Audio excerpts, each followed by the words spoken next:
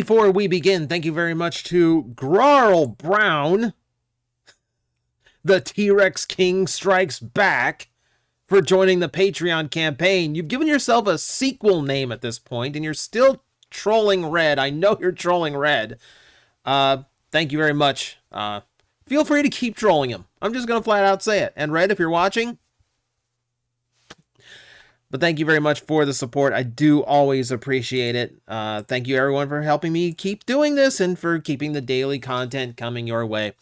So let's talk the fun world of animation errors. We acknowledge at this point the Generation 1 cartoon was not the highest budget production of all time. There are a host of things wrong with the animation errors, to the point where if you go to TF Wiki, you will see just about every episode, probably every single episode of Generation 1 actually has a listing for how many animation errors are in it. And this ranges from all manner of things, some that can be explained away and some that are just insanely egregious. Those are the ones that are fun, and those are the ones I decided to bring up today. This is by no means a complete list. This is just a bunch of my favorites that I wanted to point out. And then, you know what? I can point you to a couple episodes if you want some really funny ones, all right?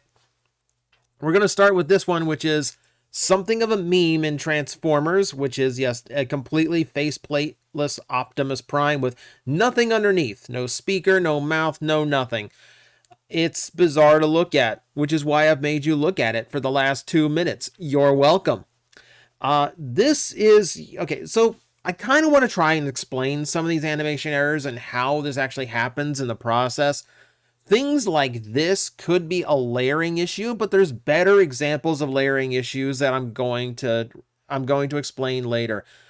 For now, I'm going to assume that this is a result of test footage. Sometimes, especially when episodes are produced very quickly, they actually get a lot of times they'll rush something out with test footage that is usually meant to be replaced or touched up before the final version is printed, and it accidentally ends up in the final print. So things like Optimus Prime's faceplate missing, for instance, would have been added in later on. Someone didn't get the memo. This is in the Search for Alpha Trion, by the way, which means it's part of the big Season 2 block. And when I talk about rushing out episodes causing a lot of these errors, keep in mind this is an after-school cartoon, not a Saturday morning cartoon. So a lot of episodes got produced in Season 2 that had to be out in the same year. A lot of things got produced very quickly.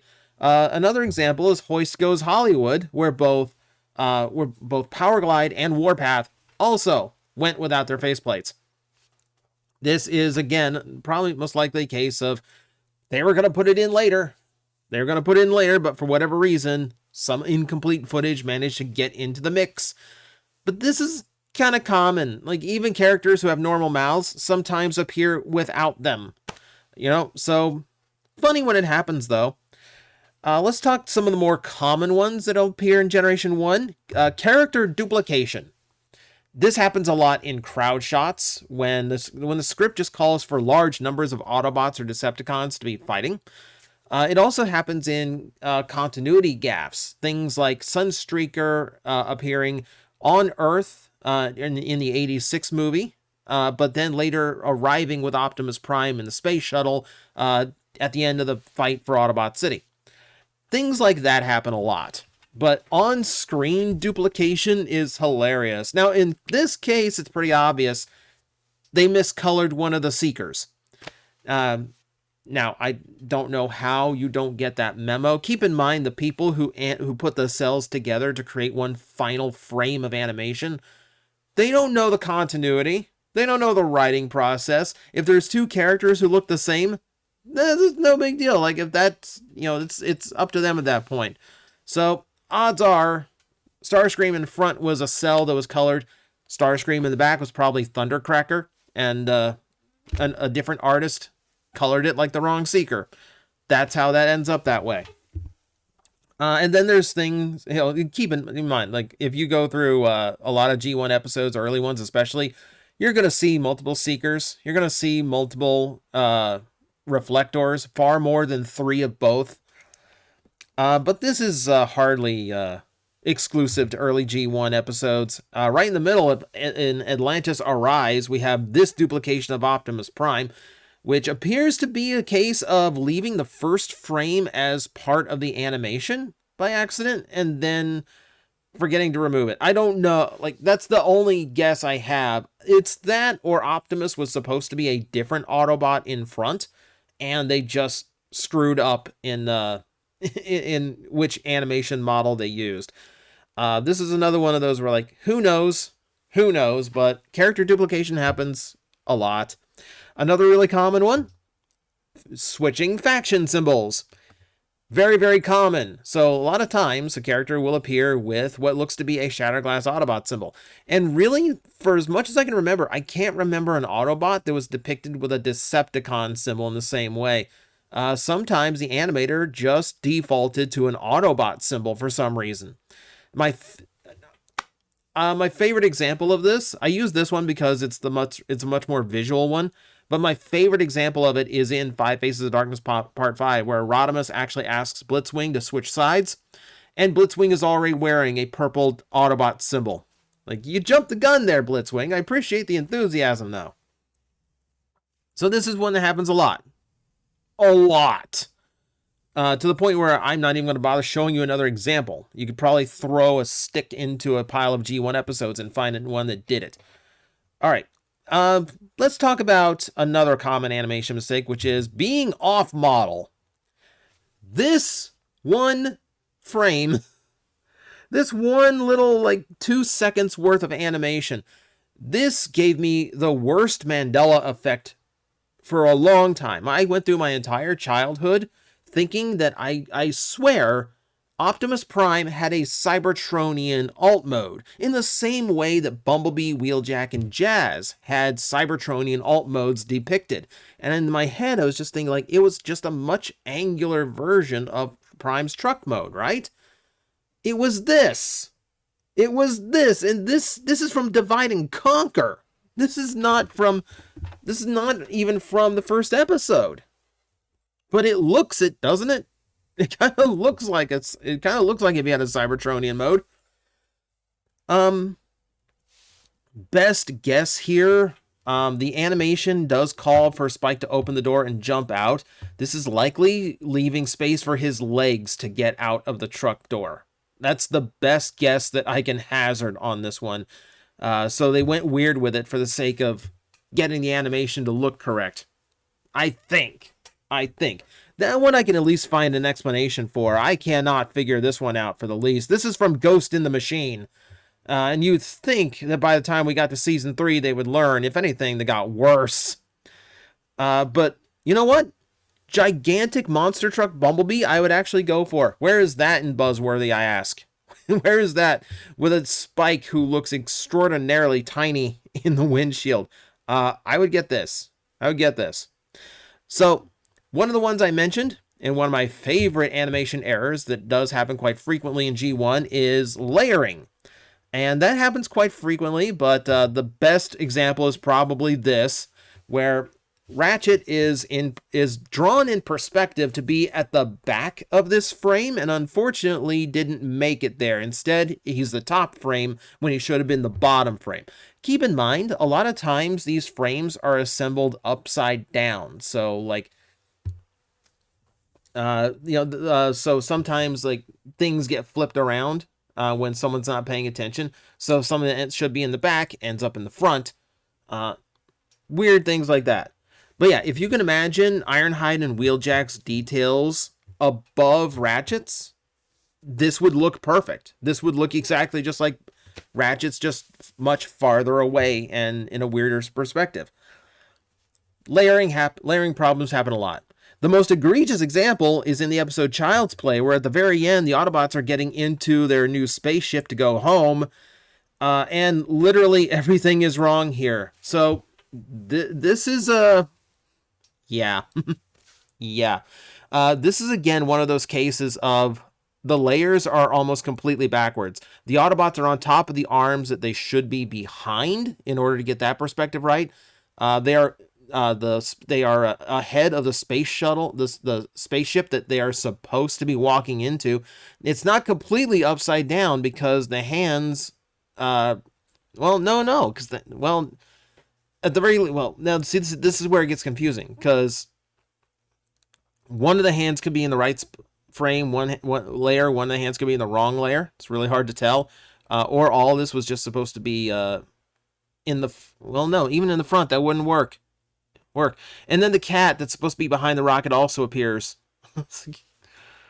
It's amazingly bad. It's amazingly bad. There's always this part of me in my head that's like, one of these days, if they could just like reissue the original G1 cartoon and fix literally every animation error, that might be cool. I don't know how you go about fixing this. I don't know how this one actually gets fixed. It's amusing though. We're gonna hit a few a little bit quicker here because this is already taking a little. I want to explain it, but I also want to go. I also want to be out of here.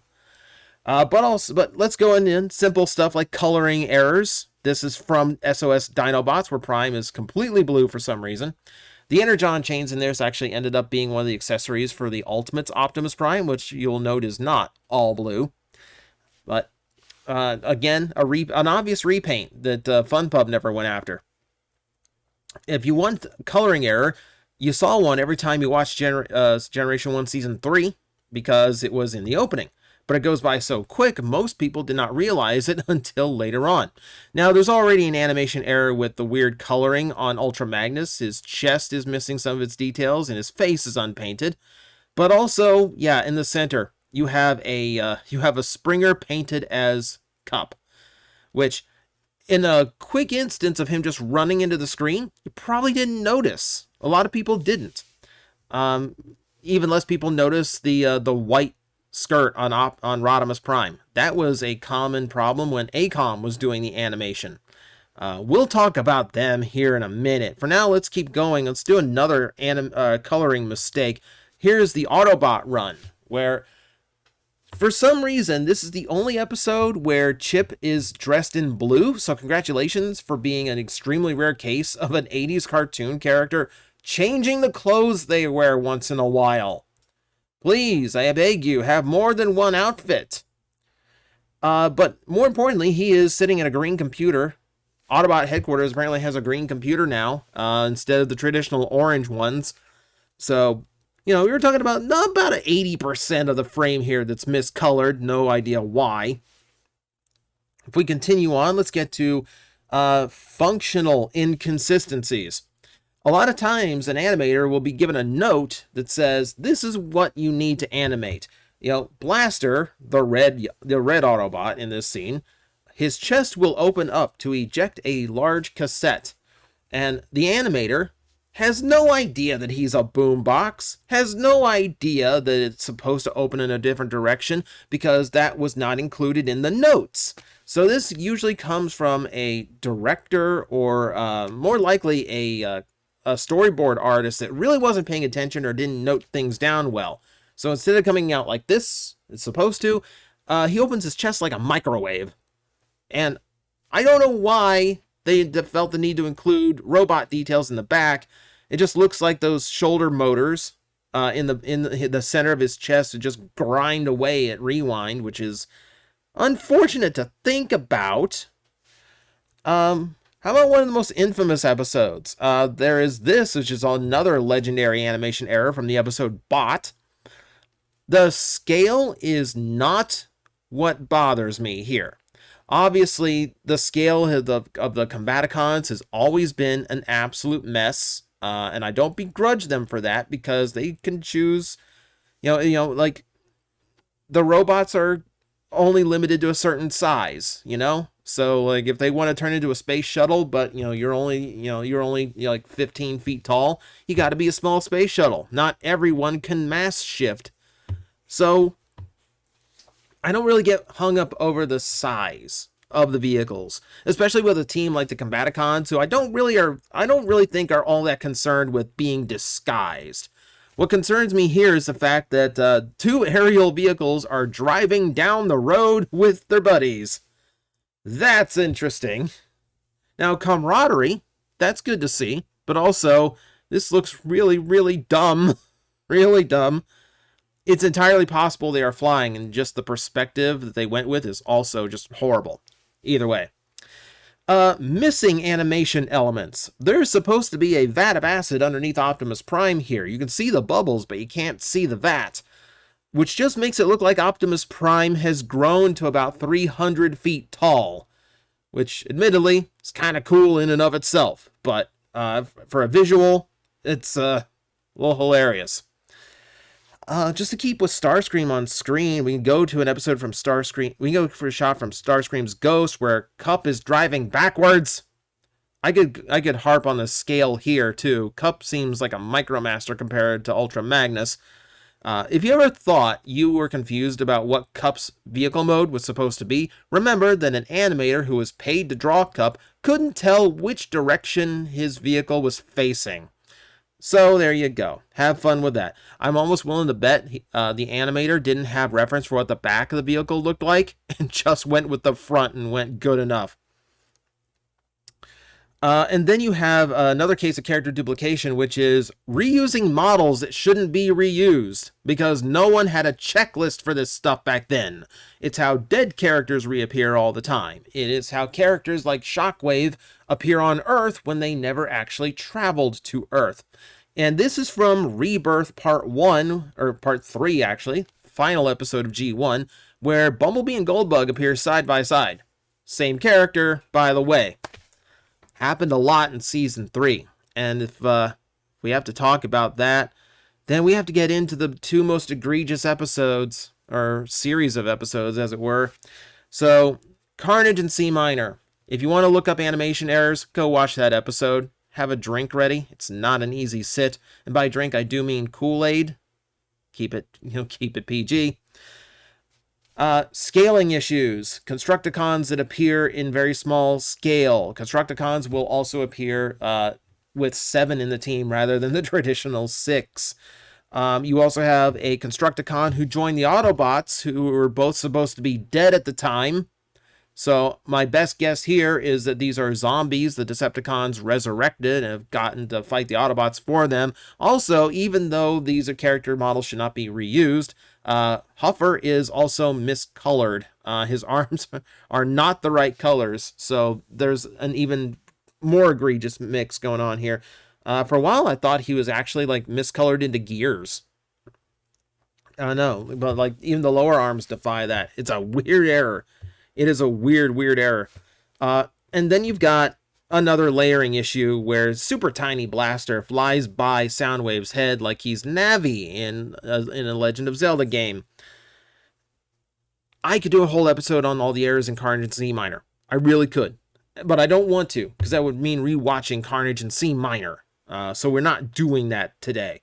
We will move on to my favorite batch of episodes, which is 5 Faces of Darkness, which, despite being some of the most important episodes of the entire series, was also, just like Carnage and C Minor, an ACOM production, meaning you had animation errors aplenty, use of the wrong character models, which is also something Carnage and C Minor did with Broadside, by the way, incorrect coloring, reusing character models that shouldn't be reused. It's 5 Faces of Darkness basically gives you every animation error all at the same time.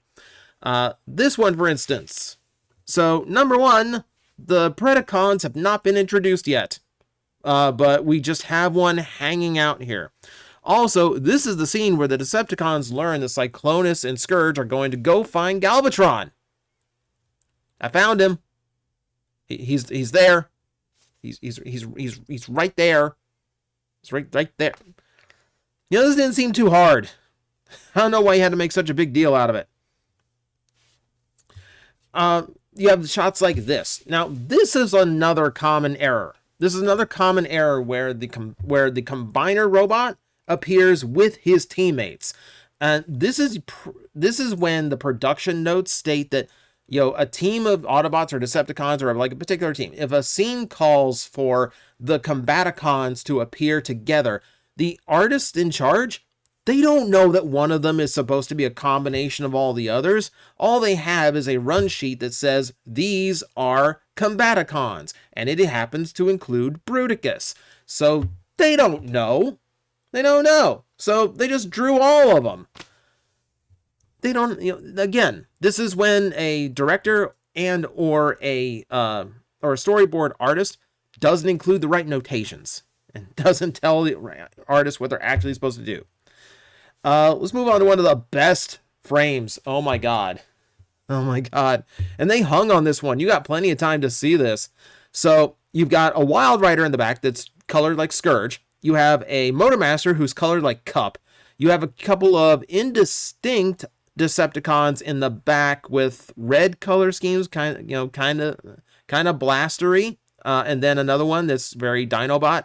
Speaking of Dinobot, you've got an Octane who is not supposed to be introduced yet, who is done up in Grimlock's color scheme.